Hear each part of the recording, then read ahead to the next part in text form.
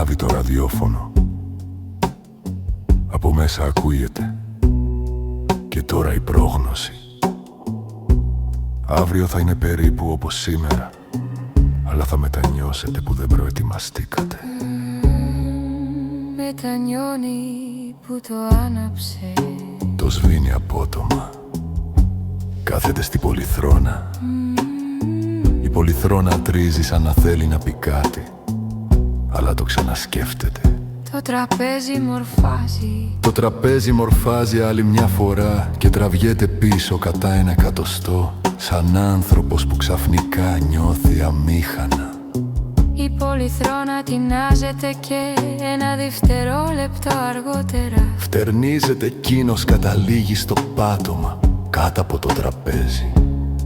Η σκόνη κάτω από το τραπέζι λέει γίτσες και για πρώτη φορά σκέφτεται ότι ίσως αυτό είναι αμοιβαίο. τεντώνοντας χέρια και πόδια ισιώνεται και χτυπά το κεφάλι του στην κάτω πλευρά του τραπεζιού. Καταλαβαίνει πως το ταβάνι τώρα είναι από κάτω και για πάνε ενδεχόμενο ζητά συγγνώμη από τα έπιπλα. Η σκόνη τεινάζεται κομψά και παρατηρεί. Τεντώνεστε σαν να σκοπεύετε να ζήσετε αιώνια. Το σκέφτεται, αλλά συνεχίζει να τεντώνεται. τώρα τα χέρια και τα πόδια του αγγίζουν τους απέναντι τοίχους του δωματίου. Το δωμάτιο κάνει ένα απαλό κλικ, τον δέχεται σαν αντιρρίδα και γίνεται σαφές. Τώρα θα μπορέσει να βγει μόνο αν σταματήσει να προσπαθεί. Με επινοητικότητα βγάζει έναν ήχο που μιμείται βήματα ανθρώπου σίγουρο ότι ξέρει που πηγαίνει. Ο ήχος μοιάζει περισσότερο με απολογία. Αλλά το δωμάτιο έχει ήδη προσληφθεί Και κλείνει την ηχό αφήνοντάς το μόνο με το δικό του ήχο που ποτέ δεν γίνεται βήματα. Η σκόνη απλώνεται πιο άνετα σε όλες τις επιφάνειες και χασμουριέται. Λοιπόν, αφού έτσι κι αλλιώς δεν πάτε πουθενά, μήπως τουλάχιστον να καθίσετε πιο αναπαυτικά. προσπαθεί να καθίσει, όμως το δωμάτιο τον έχει ήδη θυμηθεί τεντωμένο και κάθε φορά που λυγίζει Τον ισιώνει ξανά αθόρυβα. σπάνιο πείσμα, Σκέφτεται εκνευρισμένο, όχι σπάνιο. απαντά το δωμάτιο. Απλώς σκέφτεστε πολύ συχνά ότι πρόκειται για σας. Τότε το παράθυρο γελάει. Το παράθυρο γελάει γυάλινα και για πολλή ώρα.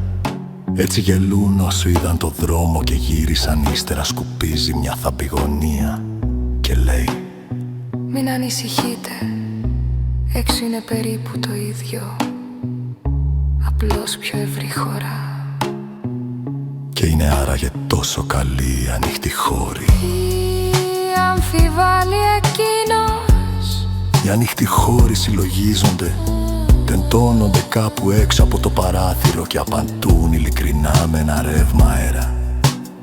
Είμαστε καλοί όσο μας ονειρεύεστε. Μετά εξαρτάται από την τύχη. Τα τεντωμένα του άκρα μου διάζουν.